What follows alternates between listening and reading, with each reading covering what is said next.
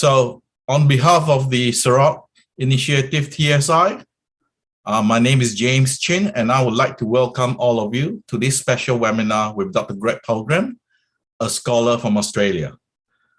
Greg was educated at the University of Queensland and James Cook University, where he completed his PhD in 1993. One of the top Indonesian scholars in the USA, Professor George Cahin from Cornell University, once said that Greg's research would change our perspective on history of this region. His PhD was later published as The Genesis of Konfrontasi, Malaysia, Brunei, Indonesia, 1945 to 1965.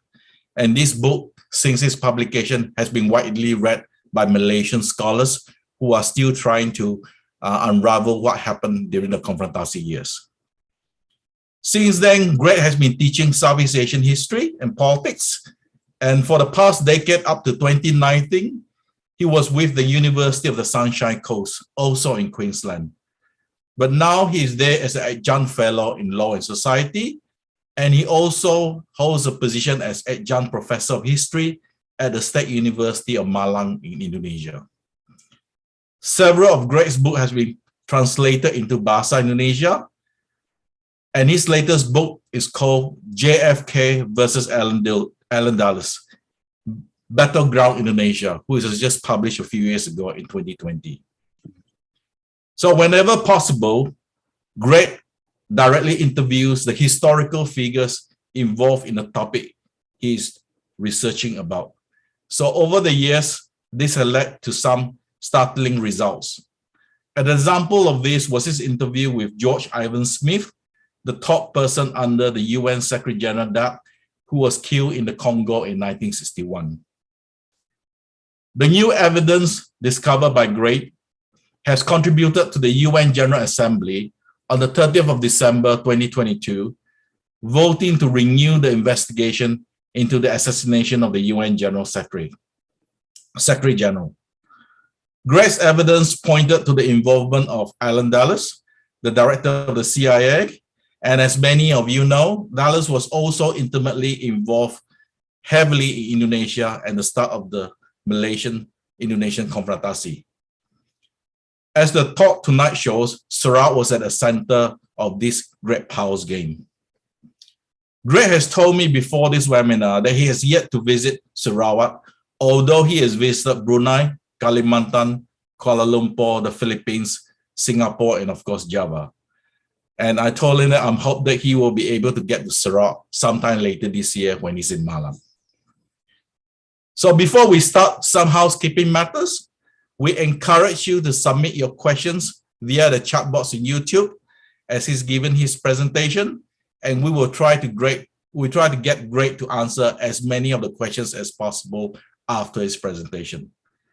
Thank you again for attending this webinar, and I now invite Greg to start. Over to you, Greg.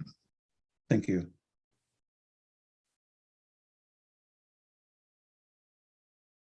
So we'll get on to the first of Sarawak and self-determination and the colonial overlay.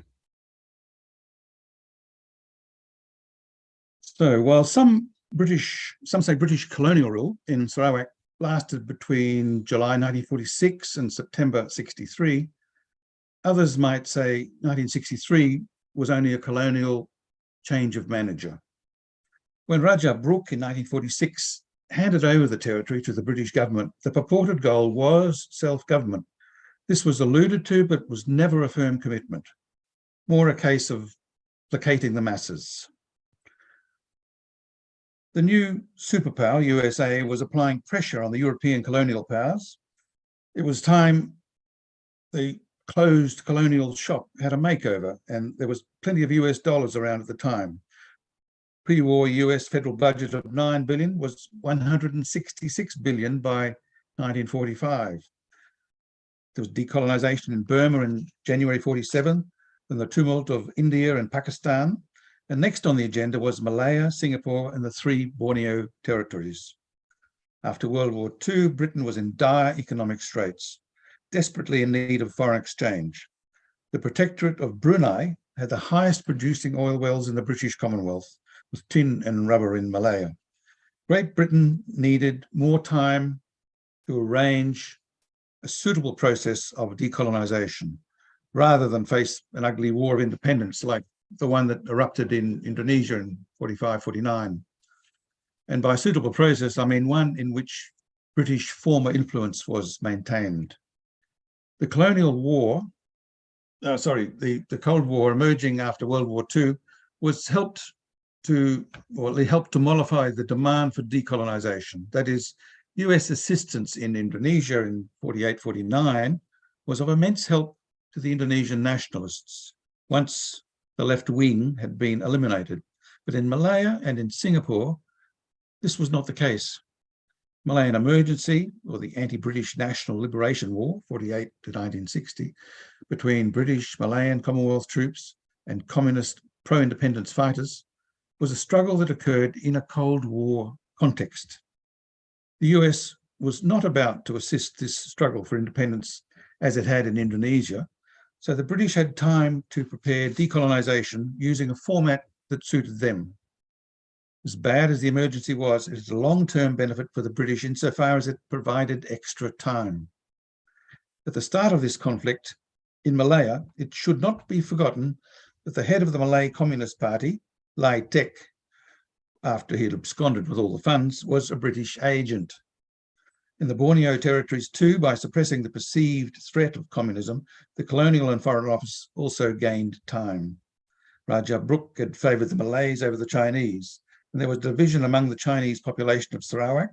Some intellectuals, for example, were inspired by the example of the People's Republic of China, while prominent on the other side were those in the merchant class whose priority was profit before political platitudes.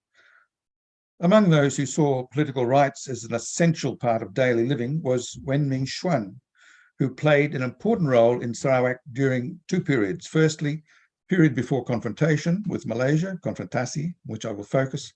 And secondly, the period when he was described as chairman of the North Kalimantan Communist Party, 1971 to 1990, up to when the Cold War ended, or when Chin Peng, or in southern Thailand, ended his long struggle for a people's democracy. The post-war British decision to turn Sarawak into a colony in the era of decolonisation caused unrest immediately. But it was not communist inspired. December 49, a 19-year-old Malay stabbed and killed Sir Duncan Stewart, second governor of Sarawak, who was in charge of Brunei also. Not only did some of the Malay population object to handing Sarawak over to the British, amongst the Chinese too, some of whom had emigrated there from the goldfields in Australia a century earlier, there was anti-colonial sentiment. The replacement governor was Sir Anthony Abel. One of the conditions of his appointment was that he was not married, as the situation there was still unstable and not yet under colonial control. When Abel arrived in Kuching, he brought with him unaccompanied baggage, the actual gallows to hang the 19-year-old who assassinated his predecessor. While still learning the ropes in the new job, Abel had to make sure the emergency in Malaya did not spread to Sarawak. The monitoring of Chinese students led some to go to neighbouring Kalimantan, West Kalimantan, but 𝑳𝑰𝑽𝑬 was still below the horizon and did not attract British attention. An incident occurred in 1952, which highlighted the potential of the communist threat. The response of the British authorities shows how they used the threat to bring things more under control. On the night of 5th of August, shots were fired at a roadblock by members of the Sarawak, Indonesia People's Liberation Army, killing a policeman. Earlier, there had been a robbery at the market, hence the roadblock. The criminals had thankfully left a pile of literature at the crime scene so they could be readily identified as communists before fleeing over the border into West Kalimantan. They were never caught. Governor Abel declared they were a subversive communist underground movement because they had dressed in, quote, some sort of uniform and, quote, distributed communist-inspired leaflets.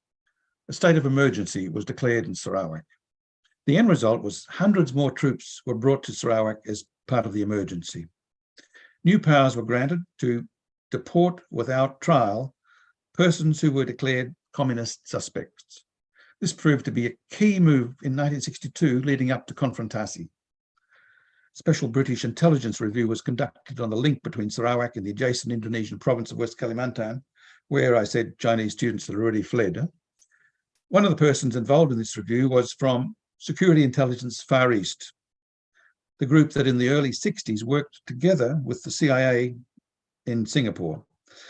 SIFE would utilize precisely this link between Sarawak and West Kalimantan as a means of starting Konfrontasi. The CIA commented, saying that communist activities in Sarawak was Chinese schools, 2 Chinese newspapers, the workers in the Miri oil field. There had been unconfirmed reports, they said, of a force of 500 well-armed Chinese operating in small parties in an area of Indonesian Borneo adjacent to Sarawak. This sounds false to me, fake news for the sake of a good report. Nevertheless, it's precisely why I think it is important, because British intelligence excelled in preparing scenarios, manipulating ahead of time, as I will show when describing the Brunei Rebellion. The crackdown in security in 52 benefited the oil industry. Previously, 1/3 of the workforce, who were Chinese, had gone on strike. Roland Hector Hales was in charge of British oil in Sarawak and Brunei and Borneo. And 1953, he wrote to his boss in London, BMP or British Malayan Petroleum Director, Dr. Nuttall. He was very close with the Colonial Office. You might say they were living out of each other's pockets. British Malayan Petroleum employed 5,000, including 500 European. Some of these had been brought to Sarawak from Indonesia by the Japanese to work the oil industry during the war. These persons were known as Ramusa. Hales was worried that Indonesians might introduce a revolutionary element in the workforce apart from the Chinese, and his anti-Indonesian bias was constantly evident. Before offshore rigs came to Brunei, BMP drilled 2 miles out to sea with a huge iron framework and pipe to pump oil ashore. At this time, Omar Ali Sharifuddin had just succeeded his elder brother in 1950 to become the new Sultan.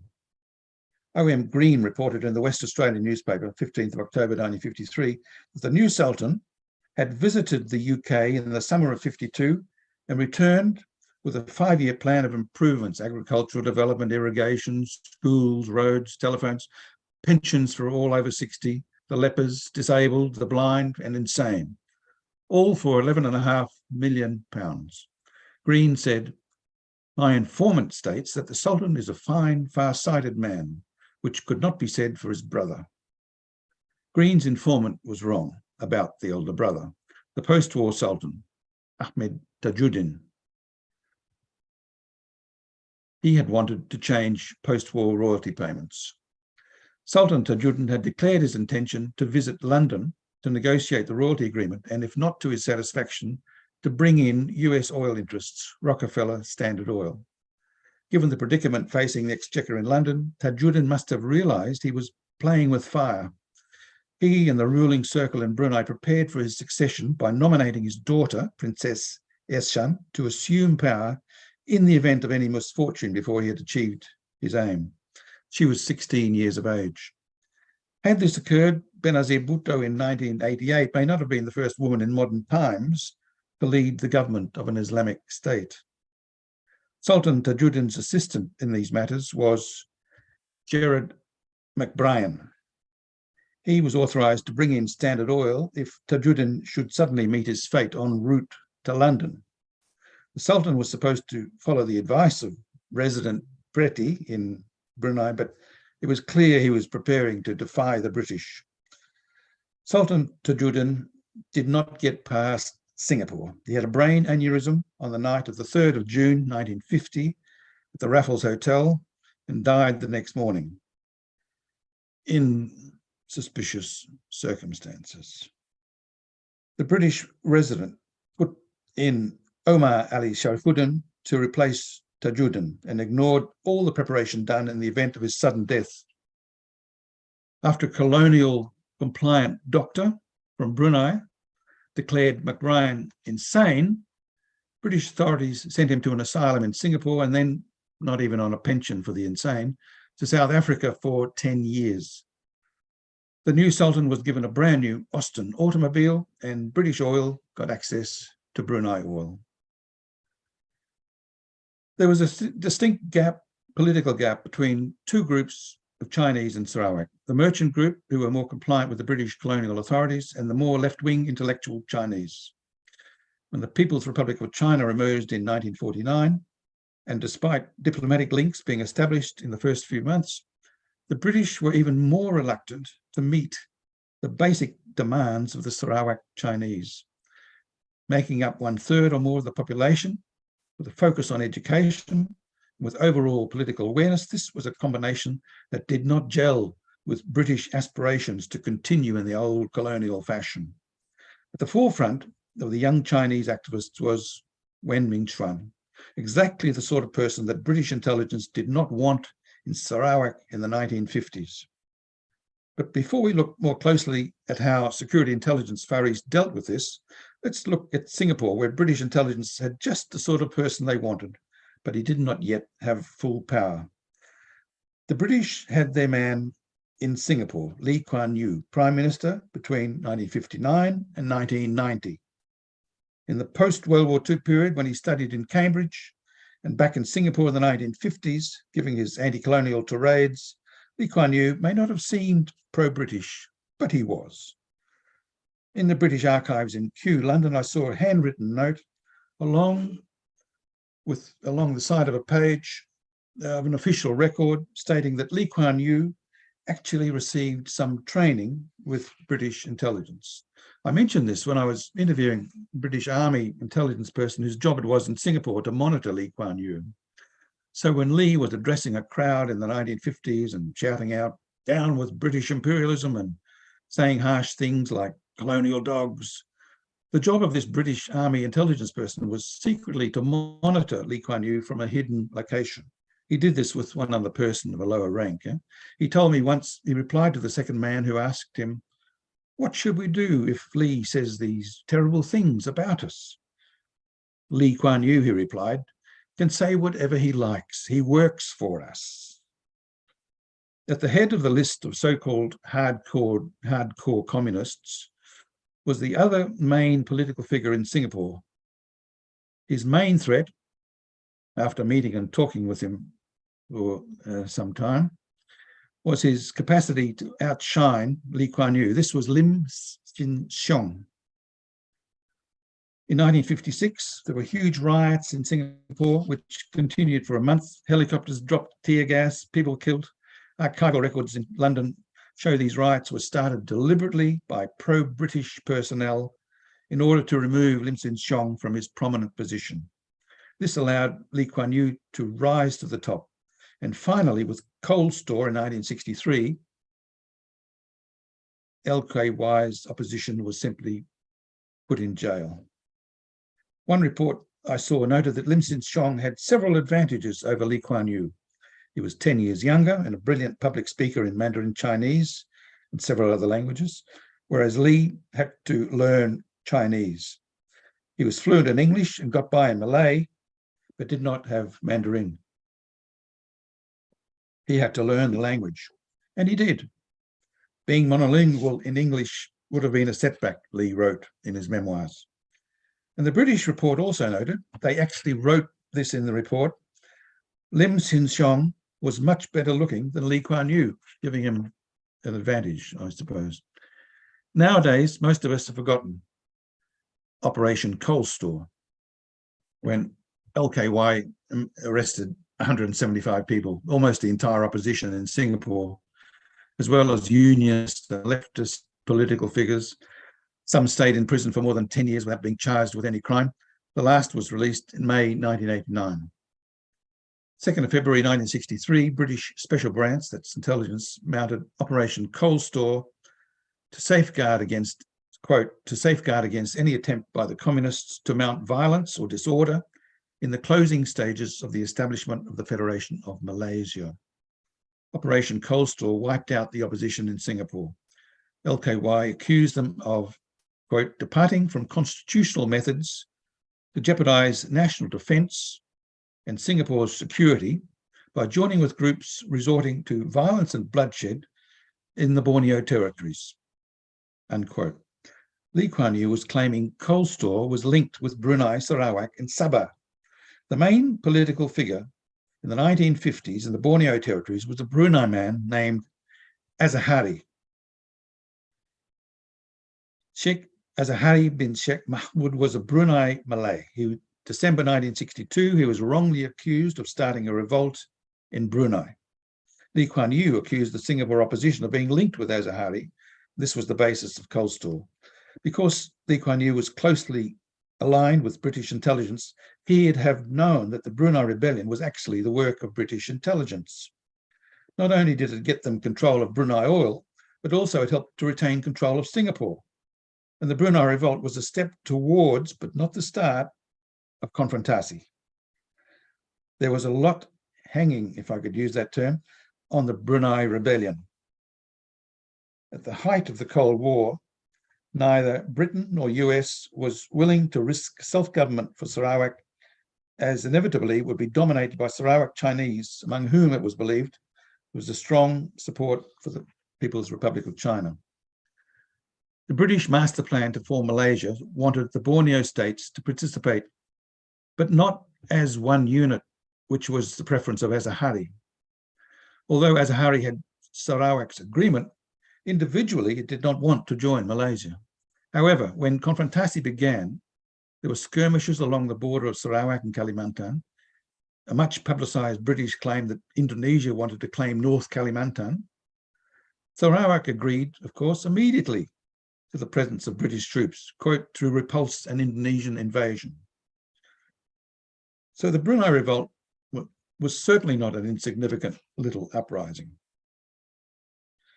It served the anti-Indonesia interests of both British and US intelligence. And when we say that the Brunei revolt itself sparked Konfrontasi, this is in effect agreeing with the British accusation that Indonesia supported the Brunei revolt. This is not the case, even though this claim has been made many times. This period is remembered as a time when Sukarno was strongly anti-colonial against the British plan for decolonisation in the form of Malaysia.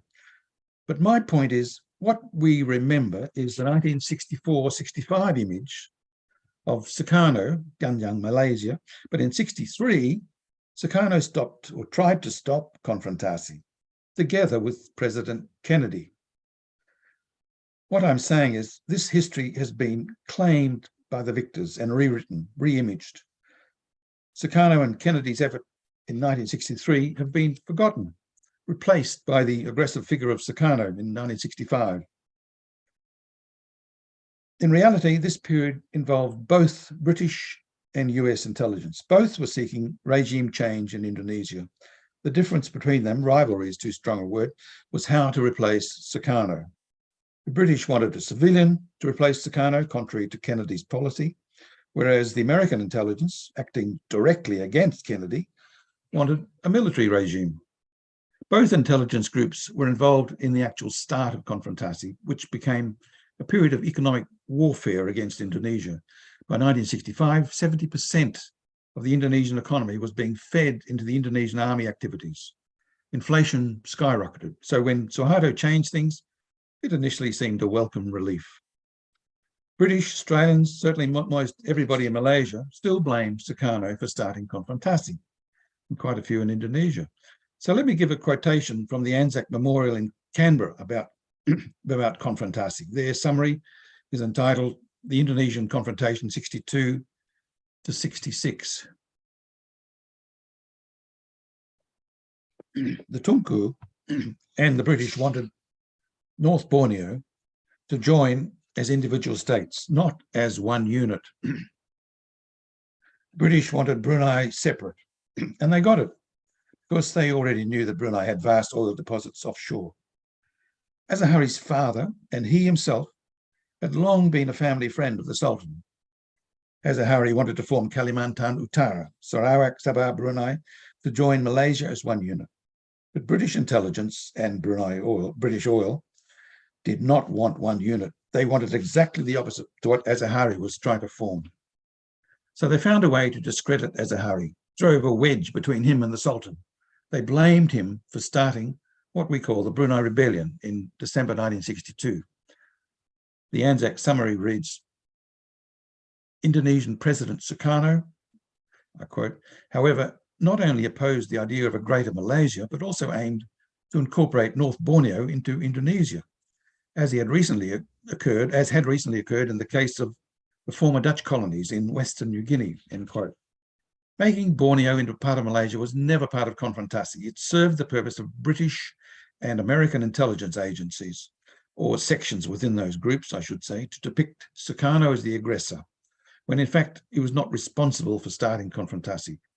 The long struggle to reclaim the Dutch territory of Western New Guinea reached a climax in August 62. Soon after John F. Kennedy became president in 61, Sukarno visited the White House. Kennedy asked the Director of Central Intelligence, Alan Dulles, for a briefing. Dulles advised Kennedy not to follow up any settlement of the New Guinea sovereignty dispute by mounting large-scale US aid for Indonesia. Dulles predicted that Sukarno would soon start another anti-colonial campaign against the British, who were in the process of decolonisation in Malaya. In other words, Dulles was blaming Sukarno even before Konfrontasi had begun. Amazing. Was Dulles just guessing that Sukarno would become involved in another anti-colonial confrontation? The Anzac War Memorial in Canberra, again, confrontation, I quote, confrontation was set in motion 8th of December 1962 by an attempted coup d'etat in the tiny pro-British Sultanate of Brunei in North Borneo. The Indonesians backed the coup leader, Sheikh Azahari, and gave military training to his supporters. Although the coup itself was quickly suppressed by British and Gurkha soldiers, armed incursions from the Indonesian side into North Borneo continued, and the Indonesian soldiers began to join Azahari supporters in this struggle. This is not correct. Azahari did not start the Brunei Rebellion. Yet he is blamed the same way that Sukarno is incorrectly blamed for starting Konfrontasi. Roy Henry started the Brunei Rebellion in December 1962. I recounted in my JFK book when I was interviewing Roy Henry, and he was reading some recently released documents that I'd given him to peruse. We'd be having lunch at the time in the Royal Commonwealth Society in London, 15th of August, 1991, the anniversary of the Japanese Emperor's announcement of the surrender of Japan. It was a grand old building from the 1860s, and very hot day in London, midsummer. All the people were eating lunch were very well dressed, and the men wearing suits and ties, and everybody was talking quietly and politely. The ceiling fans were very old and rotating very slowly. So the room was warm, too warm, so I unloosened my tie and took it off. And the man next to me, in the table next to me, he did the same. Then the next one, the next table, they all took off their ties. And Roy Henry looked at me very sternly as though I'd started a revolt. And he said, "You colonials are a bad influence." So that's Roy Henry's approach. I handed Roy Henry some archival documents about his activities in Brunei in 1962. And he was reading these very intently, so intently he forgot to chew his food. A piece of meat was caught in his throat. I was reading something else, and I didn't notice he was choking. It had stopped him from breathing, completely stopped him from breathing. He could not call out, and he didn't bang the table. And I looked up to see him just in time. His face was contorted. It was actually changing color because he was totally unable to breathe. And a waiter rushed past me and gave Roy Henry an almighty slap on the back, and whack, and a piece of meat flew out of his mouth several meters and landed on the floor. And he gasped a huge breath of air. And many people turned around to look at us and looked at the piece of meat on the floor. An embarrassing moment. It was after this near-death experience that Roy Henry told me how he had started the Brunei Rebellion. He said he had a well-placed contact inside Azahari's group but he did not tell me the name of this person. Only 2 years ago, I found out that the person he was referring to was Azahari's deputy leader. Ahmad Zaidi in 1962 was the leader of the North Kalimantan National Army, or Nasional Kalimantan Utara, in Sarawak. He pretended to support Azahari's idea of Kalimantan Utara, but was working for Roy Henry. Both Azahari and Zaidi had studied in Bogor during the Japanese occupation, and they'd fought on the Indonesian side in the Indonesian War of Independence. Zaidi was with Indonesian Naval Intelligence. Both Azahari and Zaidi, he was still concealing his identity, fled to Indonesia after the Brunei Rebellion. But later, Zaidi returned from Indonesia in 1975. He was Yang di-Pertuan Negeri Sarawak, head of the state of Sarawak. You'd know him well. From the 2nd of April 1985 until his death on the 5th of December 2000. Azahari was never allowed back to Brunei, even though he pleaded to be allowed to return to Brunei shortly before he passed away in Bogor in 2002, living in exile all that time.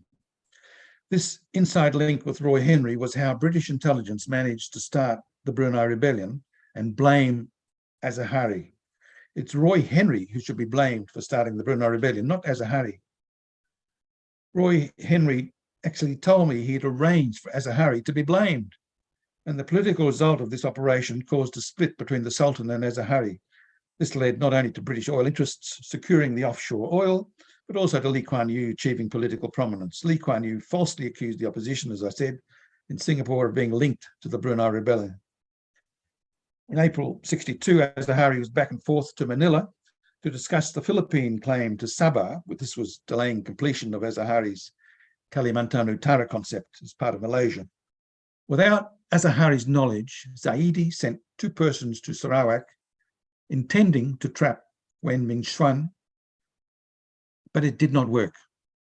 The 2 persons from Brunei, who described themselves as working underground, were sent to ask Wen to support armed rebellion with his group in Sarawak, the Sarawak Liberation League, SLL, which had links with the SUP political party, SUPP.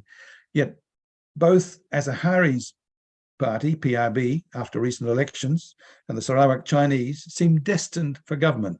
So the proposal must have seemed very odd to Wen. Armed rebellion was not Azahari's approach at all, nor did it meet with approval from Wen, who replied diplomatically to the effect that such a step would not be feasible for another 20 years. He must have sensed the trap immediately. The plot failed. So British intelligence tried again 2 weeks after a conference, 22nd of June 1962, and succeeded. 6 persons, half the Central Committee of the SLL, were arrested on residential permit charges. Wen and his wife, another friend and his wife and 2 other young men, all were arrested. 2 of the 6 had been born in China, but all decided to accompany the 2 back to China and come back soon after, unobtrusively if they could. But once they'd gone, even temporarily, it left a massive gap in SLL in terms of political experience and strategic decision-making. This proved crucial. Zaidi also attempted to add to the rumor that Indonesia was training Azahari's men in preparation for rebellion. A group entered Kalimantan, but the trick was discovered by an Indonesian general, Suharyo, who ended the plot as soon as he found out what was happening. He told me this in detail. General Suharyo found out, and Sukarno found out, he blamed Nasution. And this was part of the reason for replacing Nasution with Giani as head of the Indonesian army. But it wasn't Nasution's, but the person responsible was Nasution's intelligence man, Colonel, later Brigadier General Magenda, who arranged for training of Azahari's men, training that never actually happened. Magenda was the link between army intelligence and Subandrio's intelligence network, BPI, Badan Pusat Intelligence, Central Intelligence, which was the largest in Indonesia. Subandrio was a key figure. Magenda was a close friend of Subandrio. They both came from Malang. Subandrio was involved in trickery, but it was Sukarno who was accused by the British of arranging secret training for Azahari's men in the Brunei Rebellion. But this was not correct. on British preparation, I should mention as well 2 British patrol officers who found evidence of what was happening, that there was an uprising in the planning stages. These 2 British patrol officers were not part of the British intelligence trick. So when they were told not to worry about the evidence they'd found, they thought their superiors were ignoring plain evidence of what was going to happen. Both of them were sent back to England when they kept harping and going on. The mistake they made was that once back in London, they decided to contact the newspapers in desperation. This was a mistake. Both of them were killed, made to seem as though it was an accident, but it was murder. The stakes were so high that British intelligence were prepared to do away with 2 British patrol officers to keep the plot secret until it was ready to explode. After Wen was deported to China with his wife in mid-1962, a fateful decision was made in his absence. The SLL group, which was generally referred to by the British head of British intelligence in Kuching, Tim Hardy, as the Clandestine Communist Organisation, CCO, accepted weapons offered to them by William Andreas Brown, a member of the CIA based in Singapore. Fluent in Chinese, Brown succeeded in handing over small arms, rifles, which were landed on the southern shore of Sarawak by CIA gunrunner Frank C. Starr. It was even in the newspapers when the boat ran aground, but Starr was quickly deported and the issue hushed up. It was all too important. William Andreas Brown later became US ambassador to Israel. By arresting a token few and threatening imminent arrest of a large number of Azahari's group, Roy Henry provoked a response of armed rebellion on the 8th of December 1962. In Sarawak, in the absence of Wen, the decision maker was now Lim Ho Kui, as he explained to Senguo Kwan, who wrote a master's thesis on this. As soon as he heard news of the Brunei rebellion, he opted to take up arms, that is, CIA arms he'd received from William Andreas Brown. In the same way that British authorities had advanced warning of the Brunei rebellion, so too were they ready for the move in Sarawak. When heavily armed British forces from Singapore arrived in Kuching, the response of the CCO, numbering about 1,000 persons, a few more, was to flee across the border into Kalimantan. The British later claimed this was an accidental landing, as the force was supposedly on its way to the Brunei rebellion, a few hundred miles to the north. They just happened to call in to Sarawak on the way. It was well planned, of course. From Jakarta, it seemed as though the colonial British were attempting to suppress a group in Sarawak that was calling for independence. Without careful analysis of what was actually afoot, without realizing it was a setup, Jakarta, mainly Foreign Minister Subandrio, declared opposition to what the British were doing to form Malaysia. It wasn't the Indonesian communists that they joined later. In other words, they were tricked into supporting Konfrontasi. It seems straightforward, but it was not. Konfrontasi did not just happen. They had been intricate preparation for several years. This is how Alan Dulles knew beforehand and had warned JFK not to follow up settlement of the New Guinea crisis, because there was likely to be another crisis with Sukarno figuring highly. Kennedy, however, was informed by US Ambassador Jones in Jakarta, he's the Jakarta ambassador 58 to 65, that Sukarno did not start Konfrontasi. In conclusion, the fate of the CCO, the group in Sarawak that fled across the border to Indonesia armed with weapons supplied by the CIA, not that they were aware at the time, I should say that when Suharto replaced Sukarno and Konfrontasi fizzled out, Suharto's troops turned on the group from Sarawak, mainly Chinese, and started to kill them. They fled, hoping to make it back to Sarawak, but the British were waiting for them, and they were caught between the British and Suharto's troops. The British call this Operation Hammer. It helped to cover up the start of Konfrontasi, as well as eliminate a troublesome group that had been pressing for independence for Sarawak in 1962. The term Operation Hammer had been used to describe resettlement of Chinese in Sarawak once Konfrontasi had subsided. But for the CCO, there was only one place where Suharto's troops and the British intended them to be resettled. It would seem that upon the return to Kalimantan, Sarawak, of Wen Min Xuan, it was more a sense of responsibility to his former associates. Ujio Hara wrote that 80% of them were killed. And this is what drove him to do what he did. From 1971 to 1990, he took on the role of chairman of the North Kalimantan Communist Party as if it was his fate. Thank you. And I'll leave it there and perhaps open for questions. Here's a copy of the book that might have some more information.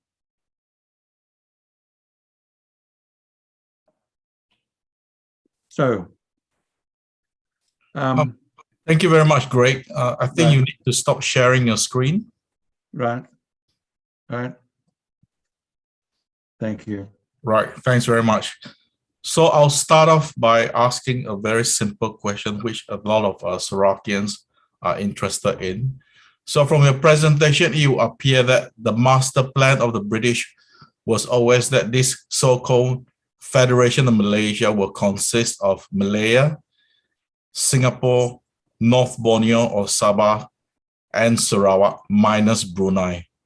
Is that what I'm hearing? That the British really wanted to keep Brunei because of the oil and gas resources? Yes, they wanted Brunei separate, and they figured out a way of arranging for that to occur. So what was the positions of the Americans? How would they like the whole setup to be? Were they in agreement with the British that Brunei will be kept separate from this new federation of Malaysia, or the Americans wanted something else? Well, there was a rough line drawn across there that the Americans, I think they said it was British concern or British area, and they weren't going to interfere. But of course, Indonesia was by far the main concern of the Americans. Indonesia's 4 times bigger than just about any other country in Southeast Asia, you know. That's why the Americans were after Indonesia. Brunei, yeah, it had been British and it stayed British. But the Americans' main concern, when I say the Americans, it was only a small group.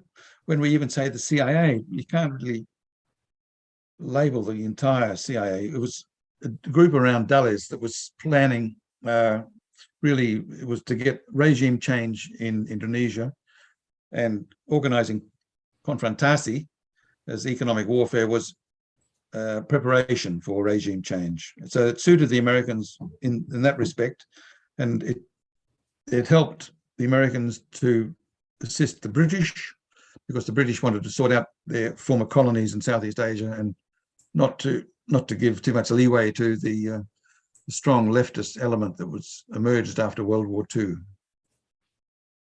Right. Now, in terms of the Americans, it's also my understanding from a presentation that they were quite happy to see on Sabah side, on North Borneo side and Sarawak, it will fall under Indonesian hands. They're quite happy for that. For the Americans to agree with what, Sabah to become Indonesian, you mean?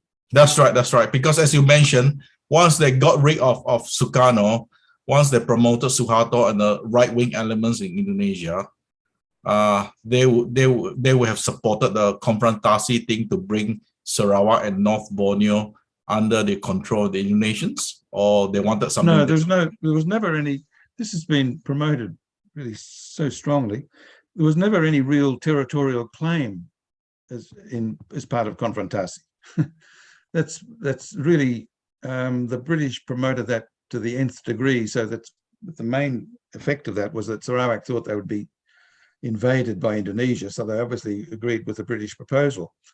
But the main Indonesian objection was sort of a moralistic point of view, saying you've got to give the people a chance to determine their own future regarding decolonization, which is, yeah, I mean, that was in Sukarno times, and we since then, we've had so many instances of the opposite from Indonesia. That is not a chance for the people of West Papua to determine their own future. And East Timor is another example. But that's Suharto period. In the Sukarno period, it was he was promoting his moralistic approach, I suppose.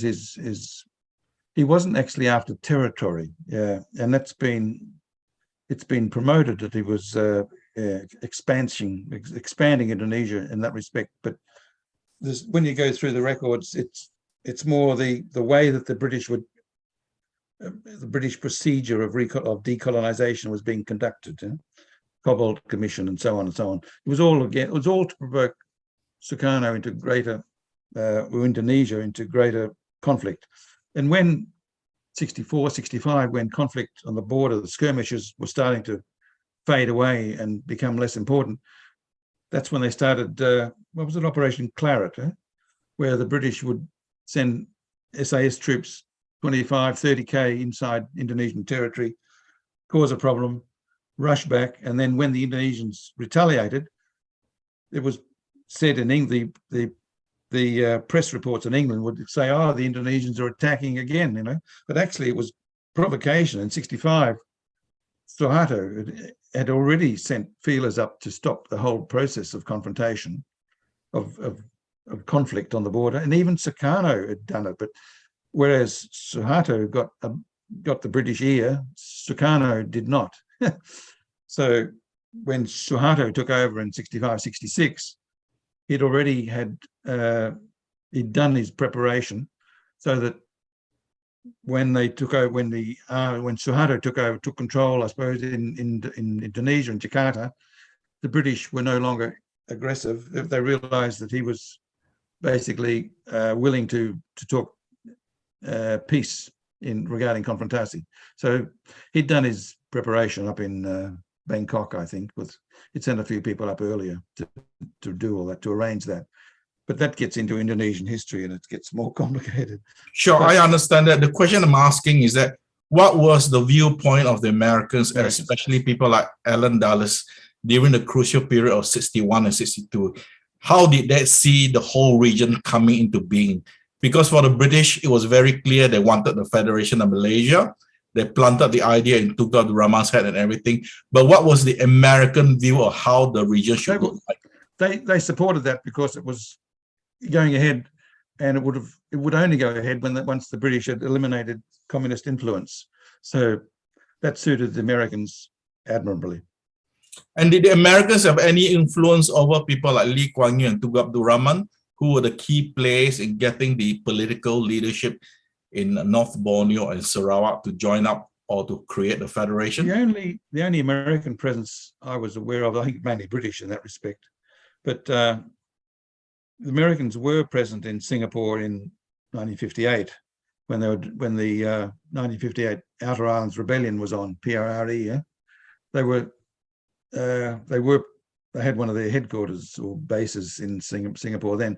But as regarding influence over Lee Kuan Yew, he was working for the British from after World War II, basically, and they would have been on friendly terms. But he wasn't. He was basically, for the long-term view was to be British, a British influence, British outcome. But the Americans,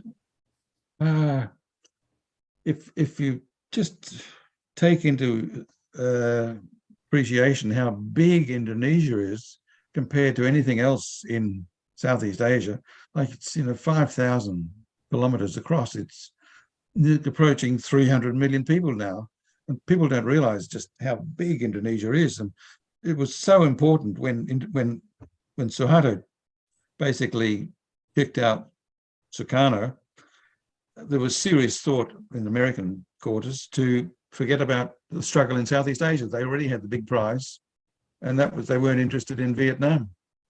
So, but they did carry on because it helped. It's another matter. I suppose the Cold War at that time was a battle between Beijing and Moscow, and pursuing conflict in Vietnam helped to make that dispute more pronounced. Right. We have a question from the audience. Can you say something about the US consulate in Kuching? Yes, well, who was it? Michael Lee, I think, questioned that. It wasn't a consulate when William Andreas Brown provided the weapons in 1962. It was not a consulate. He was going over there to visit, but the consulate started in 64, I think. But he was visiting. He was definitely there in 62. I mean, most of that information came from public servants at the time, as well as archival records. The governor, I remember, the governor and some oil people. That's where I got most of the information that I've put into that report that I just read. But the 64, the consulate, the US consulate in Kuching it was starting, it had, an interest was there from 62, 63, but it didn't actually begin until, I think, 64, wasn't it? That's my memory anyway, 64. And it was an important focal point. Kuching was really where Konfrontasi started, you could almost say. It was the accidental landing of that big British force on the way to Brunei, who happened to go the wrong way and land at Kuching by mistake, and they chased away the Chinese with the weapons. And that's the perception of British persecution of the citizens of Sarawak. That's what got the attention of people like Subandrio. Subandrio is a mysterious character. He was really working, I have to say, parallel with the British. He wasn't in the British pocket the same way that Lee Kuan Yew was. In fact, he veered away from them in 64, and I think the British got a bit angry that he wasn't quite willing to talk with them to the same degree that he was in the 62, 63 period. But he was basically looking after himself. Subandrio was looking out. I tried to interview him 3 times in Jakarta when he was released from prison. He was 30 years in prison. But he knew what I was going to ask, and he wouldn't let me in the door. One of the few refusals that I've had. Right. There's another question from the chat box. One viewer asked whether Sarawak had the legal capacity to sign, to be a signatory to the Malaysia Agreement 1963 that created the Federation of Malaysia when it was still a colony of the British government. You mean as an individual state? Yes, did Sarawak have the legal capacity to sign? Or everything was based on your presentation, it looks like everything was stitched up in Whitehall way before the whole thing came about in Sarawak. Everything was stitched up by 1960, 59, 60. Oh, it's stitched up by earlier. That's 57. They were planning, they were telling people in Sarawak lies, basically, that they were considering self-determination and everything. But at the same time, they were, with their other hand, or behind their back, whatever you say, they were plotting to deceive Sarawak. And I suppose it got worse as the more oil they found in Brunei, the more urgent it became for them to figure out a way to get Brunei by itself, because it's had one of the richest oil fields in the world, I suppose you could say. And it's remarkable that Brunei, centuries ago, used to control such a large area, and it was pushed back to sort of a thumbnail size state, and just offshore the thumbnail was where the oil was. Remarkable. But Sarawak would have been part of a, as I said, as a Haris Kalimantan Utara. That would have been possible. I'm not sure how it would have worked out, but that was the original plan, I think, that to participate in Malaysia as 3 in 1. But the British just wouldn't have that. And then once that had broken up, they were left with an individual Sarawak, and individually they wanted independence. So that was sorted out by the threat of Indonesian invasion, and they agreed to basically British troops taking over. Right. Another comment from the chat box is that wasn't Malaysia, the Federation of Malaysia, originally envisaged as a confederation comprising the Federation of Malaya, Singapore, North Borneo, and Sarawak? rather than a single federation, but a confederation. A single federation rather than individual states scattered around. No, rather than a confederation. Under a confederation, right? Every member of the confederation have high levels of autonomy. They just come together to create a country, unlike the single federation we have now in the Federation of Malaysia, where the federal government is very strong vis-a-vis the individual states. Yeah, I think you have to include Singapore in that, and Singapore was always a bee in the British bonnet. I think they couldn't quite figure out what to do. It sort of disrupted the population basis, didn't it? And eventually, well, and got included, then a short time later it withdrew. I think the idea of a central body, Kuala Lumpur as the administrative centre, was always there, in the same way that Indonesia, where it had a federated structure to start with as well, but it straight away became a unitary state, they call it, with Jakarta as the centre. It's made massive problems, as it has, I think, in Malaysia, because it's the distance between KL and Kuching, as I said, is same as London to Berlin, I think. Yeah, it's just so far, and it's been rather an exploitive relationship with natural resources going one way without too much benefit. But yeah, I thought we might get a question about Sultan Tajudin. I think the question on the Sultan Tajudin was that you hinted during your presentation that he was probably bummed off by the British. Do you have any evidence to show that? Oh, you say he was bummed off by the British. Oh, I've got no doubt I actually inquired about possible ways that they could have given him an brain aneurysm. And I found out in 1950, wasn't it, when he was there? And I asked a brain surgeon, is it possible, can you put something in your coffee to give a person a brain aneurysm, like as this Sultan Tajudin suffered in Raffles Hotel? Or actually had visited a few places, but Raffles Hotel he died. Yes, the Nazis invented a drug a few years earlier in World War II, and the name of the drug is quite a long name, so I didn't want to put it on the screen. But yes, you can put a pinch of this in your coffee and you end up with a brain aneurysm. I'm sure he was, his first visit was refused, actually, and then the British said, no, come on over, and it was arranged for him to go through Singapore. And I'm sure his death and the subsequent way that they treated McBrien and the daughter and the whole procedure of hushing it up. And also, when I finished my thesis, when I did my research on this, I was also visited by 3 people from Brunei very soon afterwards, and I'm convinced after that visit they came to Brisbane and invited me.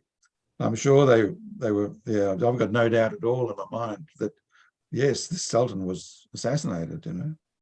So I'm just not sure. I was also told that the Sultan that took over, it's all in all the history books.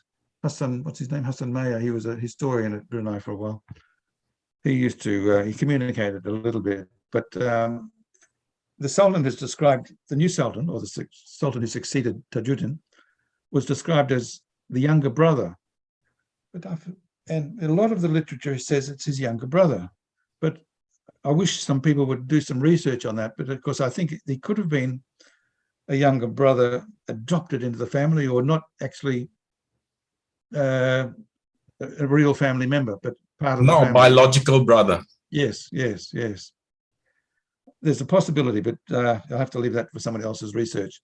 But I've got no doubt in my mind that that Sultan Tajudin they didn't want to increase the royalties at that stage, basically, and they didn't want Standard Oil taking over their oil in Brunei.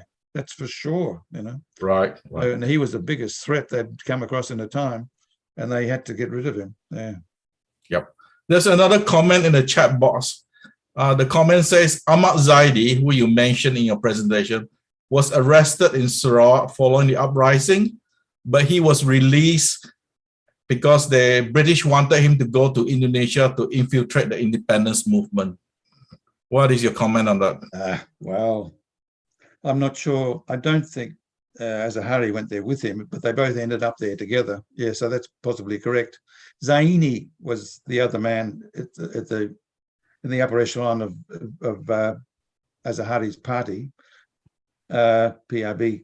But yeah, I knew Zaini, and he may have been deputy, but the Zaidi was close friend, trusted by Azahari.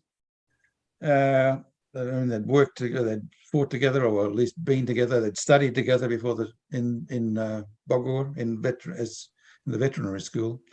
But he was, if not the top man, he was the top man in charge of the army that was going to be Azahari's army under the Sultan. And there was some training going on, and that's where those two British patrol officers came across. But they didn't have any weapons, and they'd gone to the trouble of going to the drapery in Brunei and making a few uniforms. But they were training with broomsticks, and going through the procedures. And that's where the two British officers who found them tried to inform their superiors that something's being planned, But the intelligence people were quite aware of what was going on, and they just wanted these two patrol officers to be quiet. But they wouldn't, and they went over to London to the newspapers, and they're very fit. But both done a trip around Sarawak recently in a canoe, and they're very fit people. But one of them died catching a bus in London. I mean, come on. And the other one died. He accidentally drank a bottle of whiskey, I think, in his car, and left the car running in his garage. I mean, I went to the house. I interviewed the wife. Wow. They should not have gone to the newspapers, I say that. But I know killing these two people basically tells you how important the operation was on a larger scale. It was highly important, and they didn't want these two wretched patrol officers interfering and messing it up. Right. Well, thank you very much for your very, very interesting presentation, Greg. I think the key takeaway was that in the 1960s, after the Second World War, the British were involved in all sorts of maneuvers, manipulated all their colonies. I think the experience of the British colonies in Southeast Asia, in terms of the manipulation of the political elites, leading them in a certain way, so-called path to self-government independence. I think you'll find very similar things happening in Africa and also in the South Pacific. And here I'm referring to countries like Fiji. You find a very similar parallel. And in fact, Roy Henry, after Sarawak, ended up as police chief in Fiji, as you probably know. Well, he went to Hong Kong first, and yes, he got into serious trouble there. I don't want to mention it, but it was serious trouble. Yes. So I think I always tell people this joke that the real history of British colonization is actually the history of the British Special Branch. They were the one who actually manufactured the history more than anybody else. So thank you very much, Greg, for your great presentation. And on behalf of the Sarawak initiative, we'd like to thank you for taking the time to join us this evening. And we hope to see you in Sarawak very soon. Thank you so much. I look forward to it. Thank you. Thank you.